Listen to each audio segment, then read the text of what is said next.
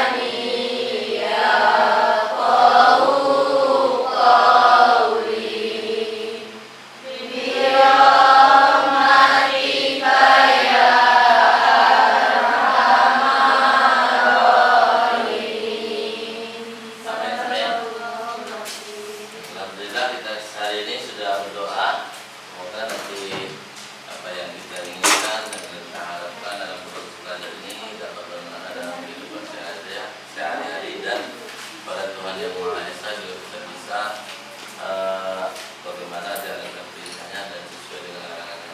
Oke, hari ini siapa yang tidak hadir? Nihil ya? Nihil. Berarti dicatat di buku kemajuan kelas kita ini nihil. Nah, jadi nanti pada proses kita nanti laporan kamu ke wali kelas dan laporan terhadap bapak kepala sekolah dapat dilihat siapa yang tidak hadir, siapa yang hadir, dan juga mata pelajaran mana yang masuk kan. Oke. Jadi sudah kita membuka kita lanjut dengan materi kemarin, itu kita tentang membahas tentang hak asasi manusia.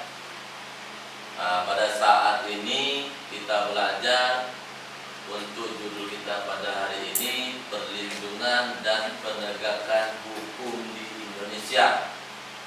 Nah ya, jadi judul kita pagi hari ini, perlindungan dan penegakan hukum.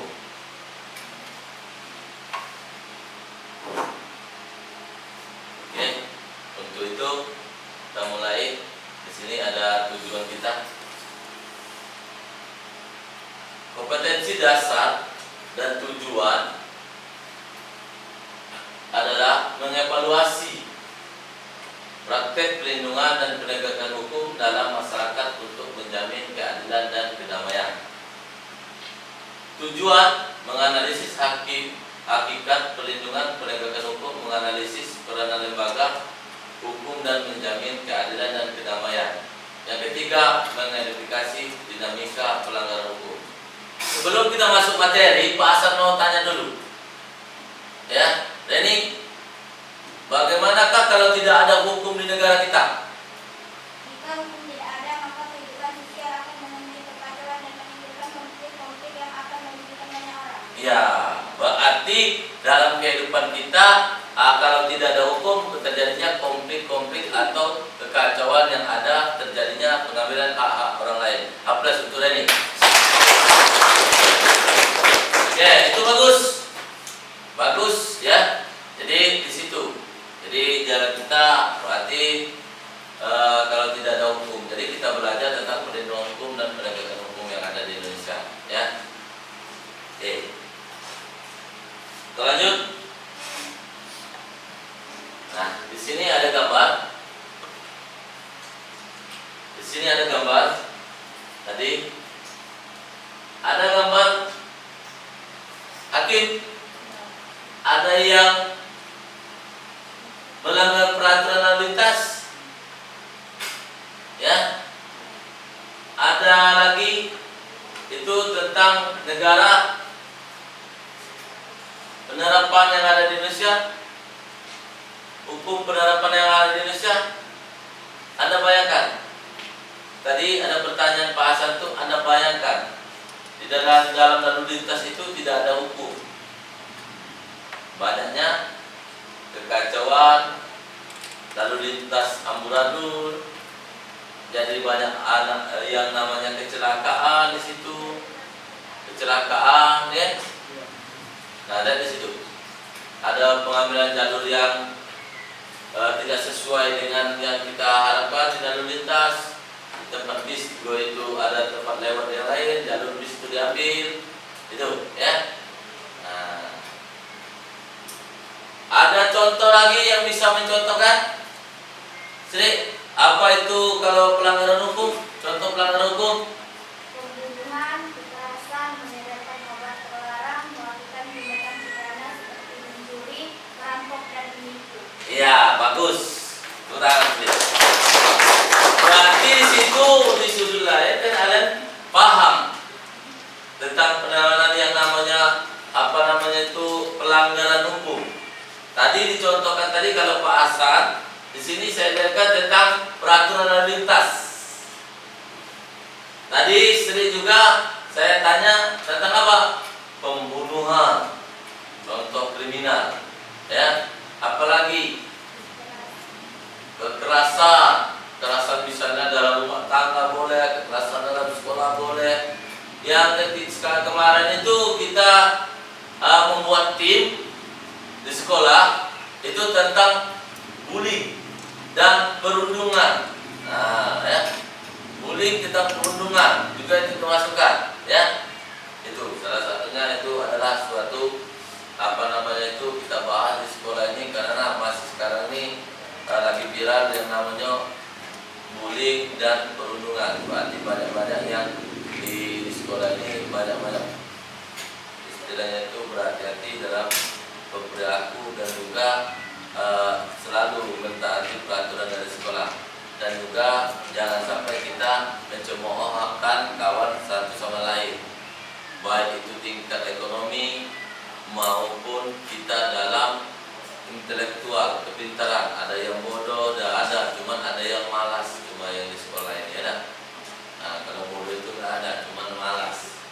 Kalau dia memang rajin baca dan itu bisa mungkin, kan? Apalagi di lainnya, apalagi tadi adalah narkoba, penyalahgunaan narkoba. Nggak ada narkoba, itu kita jauh-jauhi dari proses belajar kita, karena kita masih belajar.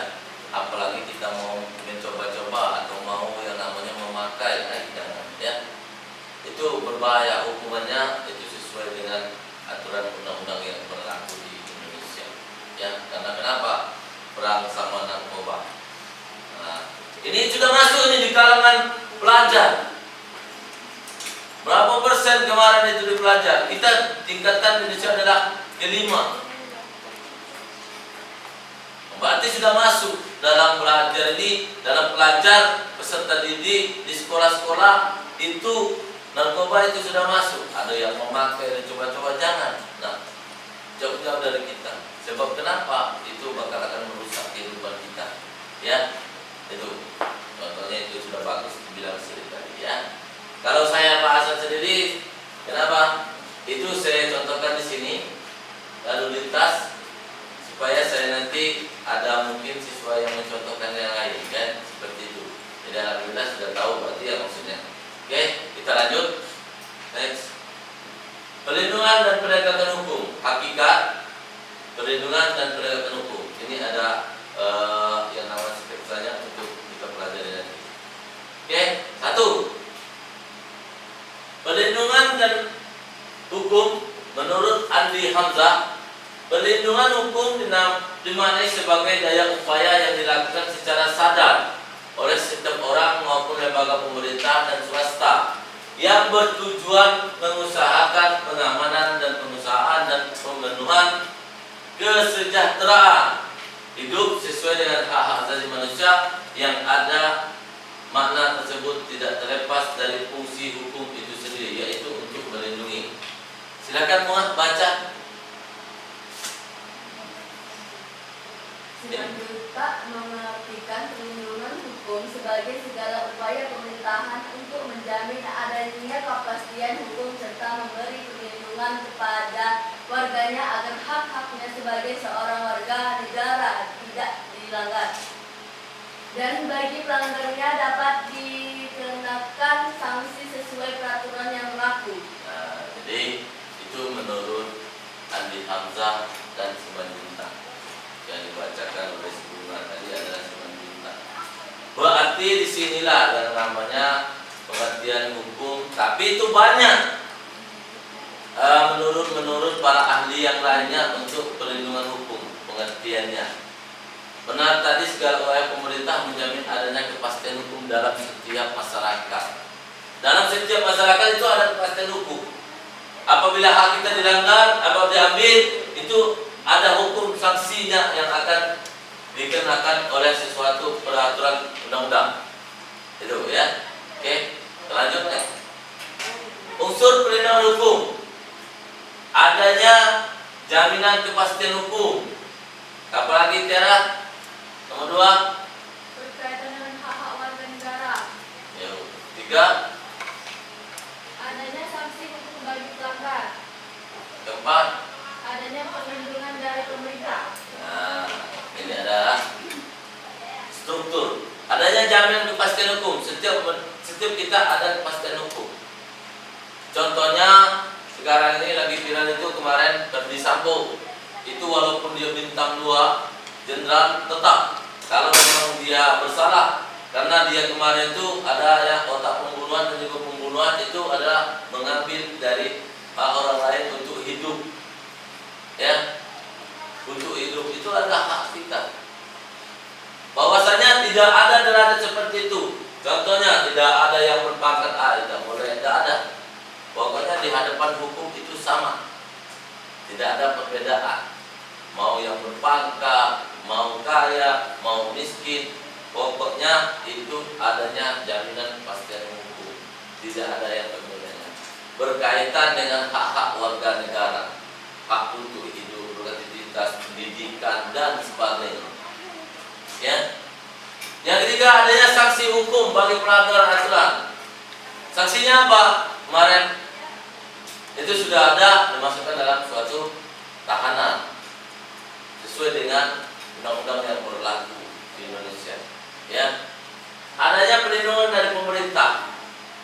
Nah, kalau dalam pemerintah ini, kalau biasanya kita jadi saksi, ya, itu takut kalau misalnya itu boleh kita diamkan siapa itu, tapi kita ada saksi tersendiri, ya.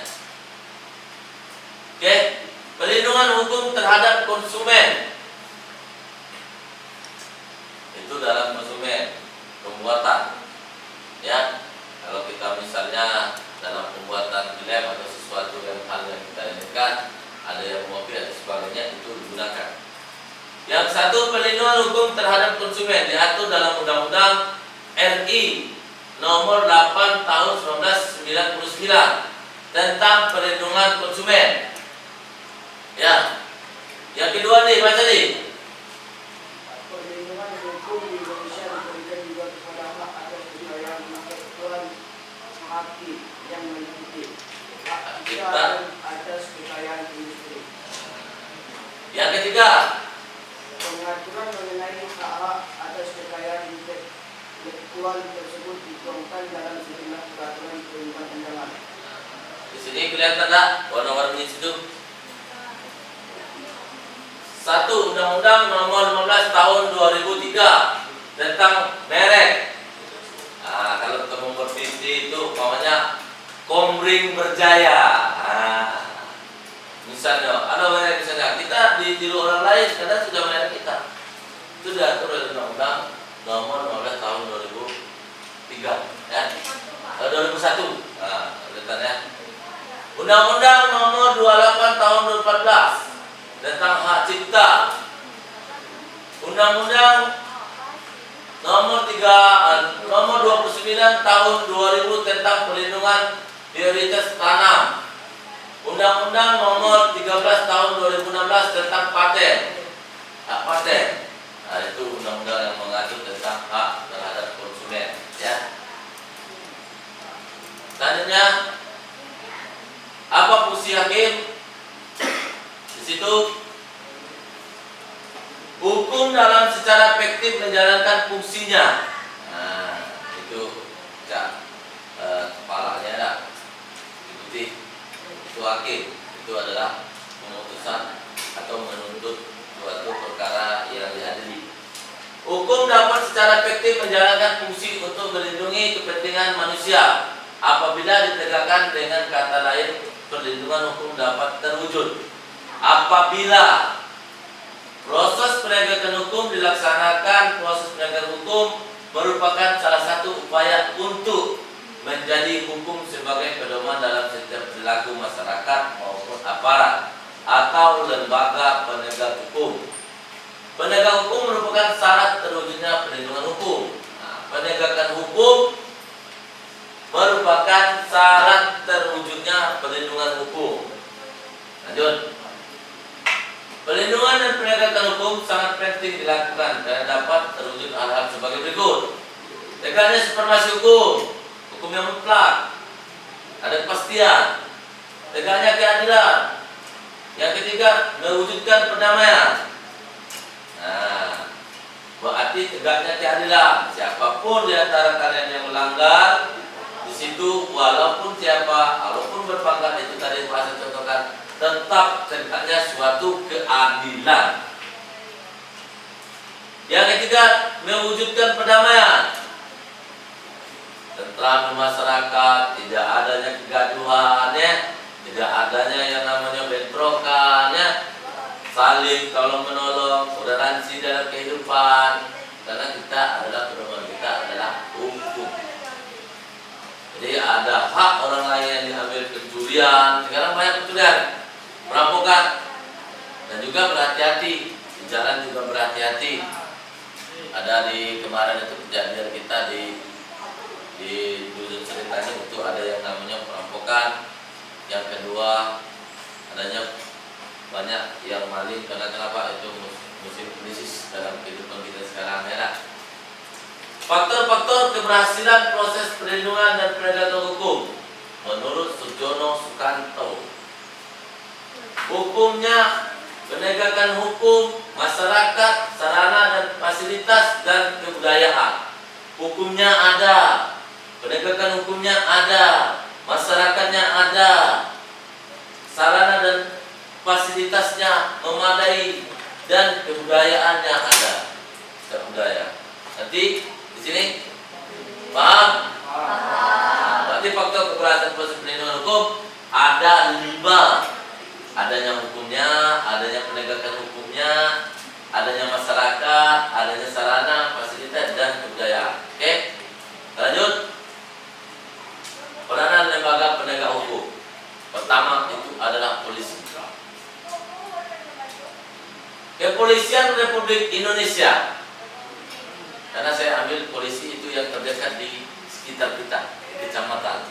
Kalau umpamanya kejaksaan itu mungkin jauh dari Kiagung, dari sini 1 jam. Saya ambil dari kepolisian. Pernah melihat polisi? Tidak pernah lihat polisi. Saya antar ke sana, pos polisi. Ya, enggak ya? Jadi polisi merupakan lembaga negara yang berperan dalam memelihara keamanan dan ketertiban masyarakat. Penegak hukum juga serta memberikan perlindungan, pengayoman, dan pelayanan pada masyarakat dalam rangka terpeliharanya keamanan dalam negeri. Nah, apa tadi? Memelihara keamanan dan ketertiban. Kalau kita melihat sesuatu tindak pidana di luar sana atau perampokan, kita juga bisa minta nomor kepolisian tersebut. Kita telepon, kita laporkan. Ya, jangan kau biarkan baik. Rupanya kawannya ada yang perampokan, ada kita telepon nomor polisi, ada pelapor kita siap. Lagi itu masih dengan tekanan kriminal, silakan dilaporkan terhadap kepolisian kita. Untuknya apa? Memelihara keamanan dan ketertiban. Ya, besi. Nah, ini salah satunya saya buat. Mungkin nanti kamu cari juga di internet. Kepolisian yang masa dahulu sampai sekarang. Lamun ya. Kalau bahasa kemudian lamun. Kalau bahasa kita Indonesia banyak. Kewenangan Kepolisian Republik Indonesia Pasal 16 Undang-Undang RI Nomor 2 Tahun 22 melakukan penangkapan dan penahanan, penggeledahan dan penyitaan. Itu fungsinya fungsinya. Yang kedua, melarang setiap orang memasuki atau meningkatkan tempat kejadian perkara untuk kepentingan penyidikan. Yang ketiga, membawa dan menghadapkan orang kepada penyidikan dalam rangka penyidikan. Itu bisa kita bahas yang lain, ya. Yang keempat, menyuruh berhenti orang dicurigai dan menanyakan serta memeriksa tanda pengenal diri. Berarti kalau ada yang dicurigakan, kalau takut ya, pasti kita lari. Kalau kita polisi takut, jangan takut kalau kita tidak salah. Kalau takut itu biasanya ada hal-hal yang tidak diinginkan. Ya, apakah dia pernah mencuri? Ya, sah. Apakah dia pernah menggunakan obat-obat terlarang? Apakah dia sedang mabuk? Berat. Itu bisa-bisa nanti dikatakan nanti. Melakukan pemeriksaan dan penyitaan surat. Itu kalau dia ada terkendala dalam hukum. Melakukan memanggil orang yang diselenggara dan diperiksa sebagai tersangka atau saksi. Pernah melakukan tersebut? Pernah diperiksa polisi? Belum pernah? Jangan sampai ya. Karena sebabnya kalau kita umpamanya kasus pembunuhan, kalau memang kita dijadikan saksi, memang kita perlu dipanggil oleh polisi atau dari pihaknya, katakan yang sebenarnya. Jujur itu indah. Ada? Kenapa saya bilang kalau kita memang ada kejadian itu kita lihat banyak pembunuhan atau pencurian kita dijadikan saksi, silakan kita datang, katakan dengan sejujurnya. Jangan direkayasa. Nanti berbelit-belit ujungnya kita yang kena. Berarti dalam situ adalah yang namanya ikut serta dalam pencurian atau pembunuhan. Kita lihat, apa yang kita lihat, silakan Anda bicarakan dengan polisian tersebut. Kalau kita memang perlu dalam case itu ya, kita dipanggil atau bagaimana ya, dalam itu dipanggil misalnya ya perlu untuk kesaksian dalam pembunuhan atau kesaksian dalam pencurian, itu perlu, silakan. Penyerahan berkas perkara. Nah, utusannya nanti kita cepatnya lagi. Nah, ini di sini adanya Kejaksaan Republik Indonesia adalah kekuasaan lembaga negara yang melaksanakan kekuasaan negara dan khususnya di bidang penuntutan. Nur, baca Nur. Kekuasaan kehakiman diatur sepenuhnya dalam Undang-Undang RI Nomor 48 Tahun 2009. Kekuasaan kehakiman di Indonesia dilakukan oleh Mahkamah Agung, membawahi badan keadilan yang berada di lingkaran peradilan umum, pengadilan agama, pengadilan militer, pengadilan tata usaha negara, serta di sebuah mahkamah konstitusi. Ya, benar. Jadi kekuasaan hakim diatur oleh Undang-Undang Nomor 48 Tahun 2009. Itu adalah satu, peran peradilan umum, tindak pidana umum, tindak pidana kejahatan dan sebagainya itu pembunuhan atau pelecehan yang lainnya itu tindak pidana umum. Pengadilan agama, kemarin kita pengadilan agama tentang kasus apa? Pengadilan agama ceraian boleh, ya, tentang hak kita untuk dipaksa untuk masuk ke agama yang lain, pasal 29 ayat 1 kemarin kita sudah jelaskan hak kita adalah untuk bebas untuk memilih agama dan kepercayaannya masing-masing. Itu pengadilan agama biasanya hak waris itu masuk ke pengadilan agama. Kalau di kita ada pengadilan agama di mana? Di Kayuwa. Pernah lihat? Pernah? Alhamdulillah kalau pernah. Jalan-jalan itu jangan kayak kita tidak beli baju, tetapi lihat apa di situ. Kantor bupatinya lihat, pengadilan agama lihat, kepolisian kita, Kapolres kita, apalagi di sana anggota dewan, kantor anggota dewannya bisa kita lihat, kita berkunjung di sana, kita berkunjung. Alhamdulillah. dalam kesaksian pernah melihat orang, misalnya di dalam kursi kesakitan itu, apa itu yang diadili, bisa kita melihat, menonton, cuma menonton saja, tidak boleh komen. Umpamanya dalam apa namanya itu sidang, nah, penampasan pembunuhan atau sidang apa kasus narkoba atau pencurian, saya pernah lihatnya itu ada dipublikasikan, tapi kita bisa cuma menonton saja. Kalau umpamanya ada kejadian terjadi kesaksian, itu kamu jadi saksi, beda tempatnya, ya, itu beda. Jangan berbuat berminat kita, karena di situ adanya hukum pastian. Hukum itu ada kepastiannya, tidak ada yang namanya berbeda-bedakan dalam kehidupan kita. Oke. Pengadilan agama, pengadilan militer. Nah, pengadilan militer ini tetap kepolisian. Bahwa yang melanggar etik, ya, jadi kepolisian. Apalagi dengan kita suap menyuap, ada kita ayam viral itu biasanya dimintai uang, ya, di bis-bis itu atau di apa namanya itu kendaraan yang kena tilang, ataupun yang biasa kita lihat di internet, berita-berita itu apa supir truk, ya itu ada itu dipalaki, itu kita ada di situ. Kalau misalnya diminta uang oleh kepolisian, itu sidang etik, maka akan diadili di pengadilan militer. Dan tata negara, usaha negara, serta sebuah mahkamah konstitusi tentang yang namanya pengadilan layak atau tidaknya undang-undang itu dipakai di dalam konstitusi. Alpokat. Apa itu alpokat? Kalau bahasa kita untuk yang namanya membantu perkara yang akan diadili. Itu apa biasanya alpokat bahasa kita? Pengacara. Ya. Baca si Aliza. Peran advokat dalam Undang-Undang Nomor 18 Tahun 2003. Peranan advokat dalam Undang-Undang 18 Tahun 2003 adalah memberikan bantuan dan pendampingan hukum pada orang yang berperkara perdata. Tahu mungkin mata sendiri ya. Perkara, makanya ke depan ya. Kalau misalnya tidak kelihatan ke depan. Ya.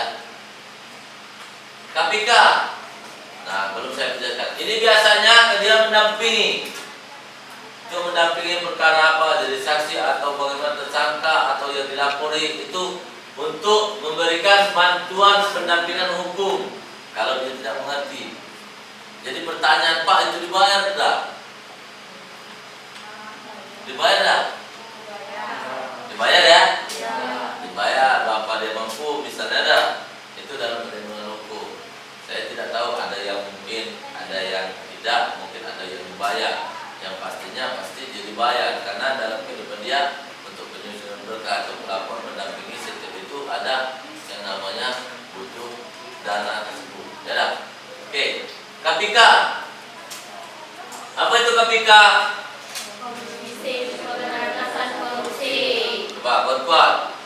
KPK itu? KPK itu apa? Komisi Pemberantasan Korupsi. Komisi Pemberantasan Korupsi adalah lembaga negara dalam pelaksanaan tugas dan wewenangnya bersifat independen dan bebas dari pengaruh kekuasaan maupun yang peranannya adalah koordinasi. Itu banyak, yang itu kali korupsinya hampir ratusan miliar, dan juga itu apalagi kita kemarin itu hukum itu Gayus Tambunan, katanya hukum itu bisa dibeli, dia bisa jalan-jalan kemana, padahal dia sudah di penjara. Dan makanya di situ ada yang namanya kita kepercayaan dalam hukum. Ya, harus penegakan hukum itu harus adil seadil-adilnya. Ya, oke. Pelanggaran hukum. Pelanggaran hukum disebut juga perbuatan melawan hukum. melawan hukum, yaitu tindak seorang yang tidak sesuai atau bertentangan dengan aturan-aturan yang berlaku di pelanggaran. Hukum merupakan bentuk ketidakbutuhan terhadap hukum yang dapat disebabkan oleh dua hal, yaitu pelanggaran hukum oleh si pelanggar sudah dianggap sebagai kebiasaan. Yang kedua, hukum yang berlaku tidak sesuai lagi dengan tuntutan kehidupan. Contoh, pelanggaran hukum oleh si pelaku sudah tidak dianggap lagi kebiasaan, sudah dianggap kebiasaan. Kalau dia sudah melanggar hukum itu sudah biasa. Kalau orang itu mencuri, mencuri. Sejak kejadian kemarin di kita mencuri, ditangkap dalam kurungan tahun 1 tahun penjara. Ya, dalam kurungan penjara di masa potongan itu berapa bulan. Dan mencuri lagi. Nah, berarti tidak ada efek jerah dalam tersebut. Jadi dia sudah biasa melanggar aturan itu mencuri. Kalau mungkin dia sudah biasa dalam kehidupan, tapi dalam kehidupan kita, kalau kita memang sudah ada dan tidak ada lagi, tidak akan terjadi jerah. Hukum berlaku tidak sesuai dengan tuntutan kehidupan. Nah, tidak sesuai, misalnya dalam pembunuhan, hukumannya umpamanya 3 tahun, tidak sesuai dengan yang mengadili menghilangkan nyawa seseorang itu, ya, dinamika pelanggaran. Sanksi norma yang berlaku di masyarakat agama. Mungkin kalau kita dari seseorang itu tadi mencuri, taubat, nah, dalam agama kita dia sholat, masih kata orang hati-hati. Ya, ada. Kalau kita coba lihat ya, kalau kita umpamanya ada yang keluar dari penjara, ada orang keluar dari penjara misalnya di sekitar kita, itu biasanya hati-hati ya, dia yang mencuri bekas penjara dalam penjara itu. Ada hukum. Walaupun di agama itu tetap jangan mengambil sanksi orang lain itu kalau kita di mana itu dikucilkan. Kalau di agama juga ada sanksi hukum agama. Kalau mencuri, kalau dalam dalam hukum Arab itu dipotong tangan.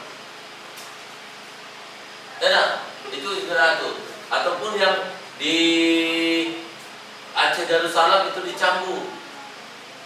dicambuk.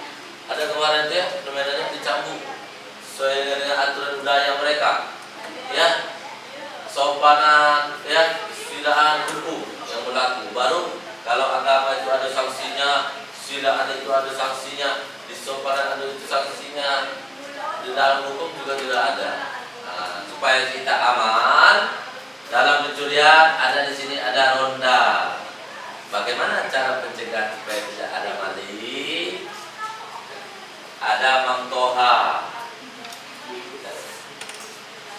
Ya, ini kami gambarkan supaya ada kasus yang namanya tidak terjadinya suatu pelanggaran hukum. Apa itu? Di pos desa kita itu adalah suatu pos penjagaan. Ada ya? Ada. Kalau kami dulu ada di setiap itu ada semua. Sampai sekarang itu masih ada, tapi semakin lama semakin mudah untuk pos penjagaannya, ya, tidak difungsikan. Kalau di kehidupan itu apa itu tidak difungsikan? Arsip desa itu bisa difungsikan, arsip desa kita untuk penjagaan malam bergantian. Misalnya ada yang diangkat nanti jadi arsip daerah, misalnya siasat diangkat jadi arsip, itu dijaga sesuai dengan, ya. Yang kesannya disiplin dalam berkendaraan. Di sekolah kita itu bagus kalau kita berangkat sekolah pakai helm. Apa gunanya? Untuk yang namanya melindungi kepala kita dari benturan. Kenapa Pak Hasan? Biasanya saya diolok-olok dari situ dari Tanjung ke sekolah pakai helm. Kenapa? Itu digunakan untuk kita sendiri, tidak ada fungsinya orang lain. Keamanan diri sendiri. Sekolah itu sebenarnya dalam kebenaran itu harus pakai helm. Itu kejadiannya kemarin di Pulau Mantu, kita kecelakaan anak sampai dengan meninggal. Itu kecelakaan lalu lintas. Ini lampu merah, pernah dilihat lampu merah di kota? Tanda merah itu apa? Tanda kuning, jati, hijau, ya pintar, ya. Terus apa? Tak ada toleransi dalam patuh protokol kesehatan.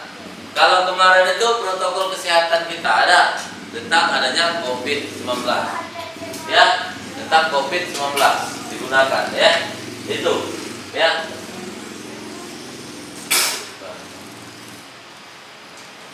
Ya, tuh, habis. Terima kasih, ya.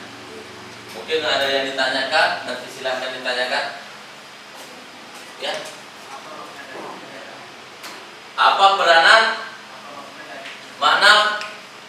Apa makna dari penegakan hukum?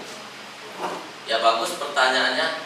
Maknanya itu dalam penegakan hukum adalah kepastian tentang masyarakat dan pemerintah untuk menjamin hak-hak dari masyarakatnya supaya adanya perlindungan hukum. Berarti ada suatu masyarakat, peran dari pemerintah dalam yang namanya mengatasi hak-hak masyarakat. Nah, itu ya, perlindungan hukum, ya. Berarti di situ adanya suatu pembuatan perlindungan hukum dalam pemerintah. Contohnya penegakan hukum kita tadi. Ada yang lain? Siapa? Desi. Ya silakan Desi. Apa peranan polisi di negara ini? Nah, tadi sudah Pak Hasan jelaskan itu tadi peranan dari kepolisian. Apa itu tadi? Nah, apa itu tadi? Ada pernah lihat kantor polisi? Pernah ya? Di situ ada bacaan biasanya, ya, menjaga keamanan, kedamaian, mengayomi masyarakat, melayani masyarakat. Itu adalah peranan dari kepolisian. Nah, pengamanan, ketertiban, apalagi melayani dan mengayomi masyarakat dalam tindak kriminal. Itu fungsi dari kepolisian Republik Indonesia. Ada lagi? Habis? Habis ya?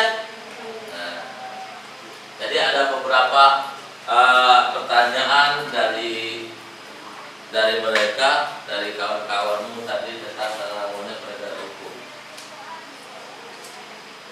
Mungkin sudah habis pelajaran kita pada hari ini dengan materi yang kita sangat perlindungan dan penegakan hukum, ya, penegakan hukum.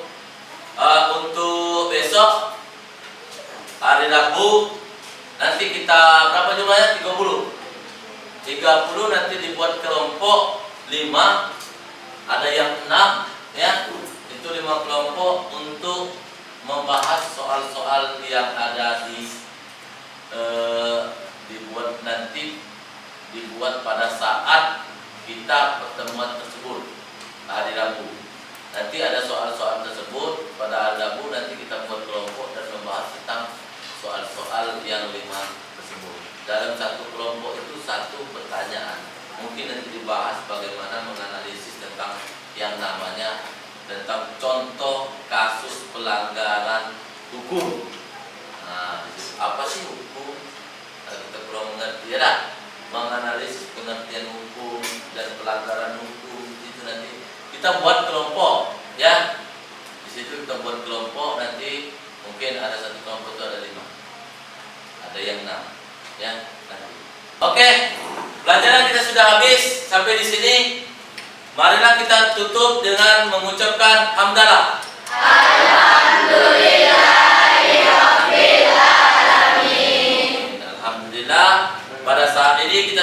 selesai mengerjakan materi-materi yang kita laksanakan dalam proses belajar ini. Saya juga Pak Hasan sudah menyampaikan, seluruhnya ada yang bertanya juga. Untuk itu dari seluruh pelajaran yang kita bersangkutan itu mungkin ada penyampaian yang kurang Pak Hasan sampaikan, ada kesalahan-kesalahan Pak Hasan mencontohkan. Jadi saya mohon maaf yang sebesar-besarnya, pada Allah saya mohon ampun. Untuk itu saya akhiri. Assalamualaikum warahmatullahi wabarakatuh. Waalaikumsalam.